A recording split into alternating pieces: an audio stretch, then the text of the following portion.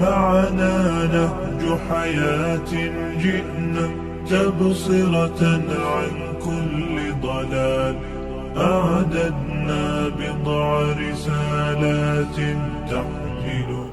Есть такое, но здесь или обида, как сказано, то есть человек, например, у нас есть в Карачаевце, как бы ночью не выливать воду на улицу, например, или сказать бисмиллях, как перед тем, как вылить. И говорится, что человек может вылить на джинна, и он из-за того, как бы захочет отомстить, будучи мусульманином, если ты ему навредил, он может тебя зайти. Есть такой. Просто так он не заходит. Просто так он не заходит, если он мусульманин. Или же есть второе, когда джин влюбляется в человека и заходит. Когда бес влюбляется, или мусульманин, может быть, тоже может зайти в человека. Такое есть.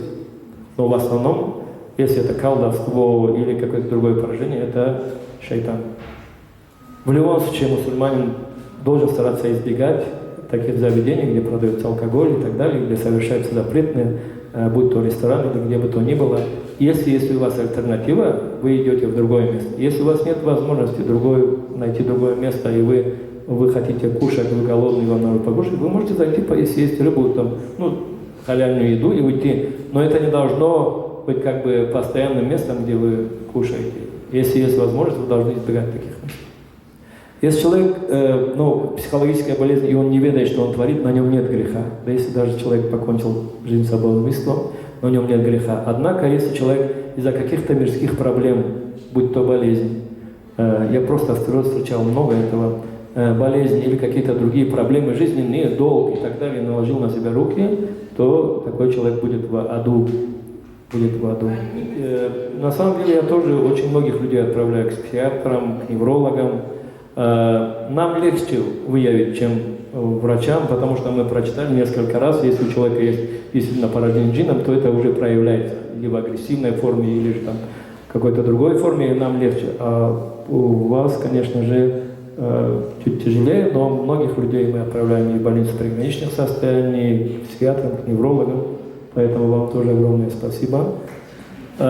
Честно говоря, лет 25 назад я уже, я не сразу начал молиться, мне сейчас 56, я начал где-то в 25-24 начал молиться.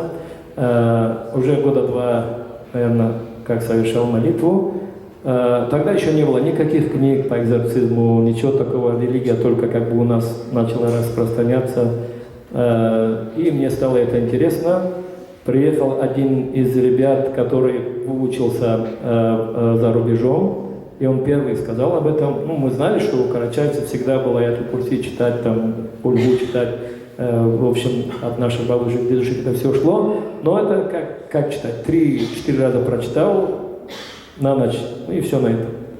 А этот человек первый раз, он сказал, что вот есть такое чтение, когда нужно читать час, там, и у человека как бы все это вычитывается. Мы вместе попробовали на одном парне. У него это проявилось, сразу мы испугались первый раз, быстренько его успокоили, все, не трогаем. Потом уже начали интересоваться, читать дальше и так далее, и так далее. И уже узнали, как все это делать, попробовали. Это были первые какие-то моменты, ошибки, может быть, какие-то допускали.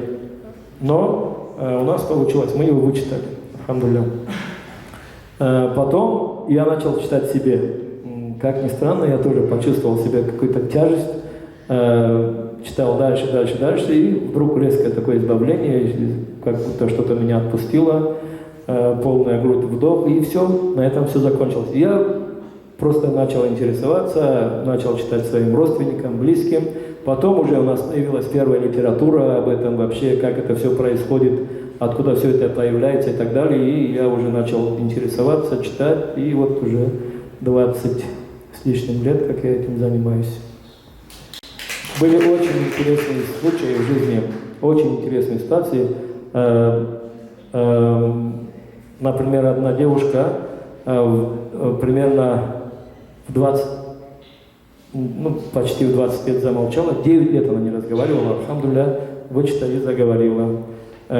Были дети, которые в школе играли в этот, как он называется, вызывают духов там всяких.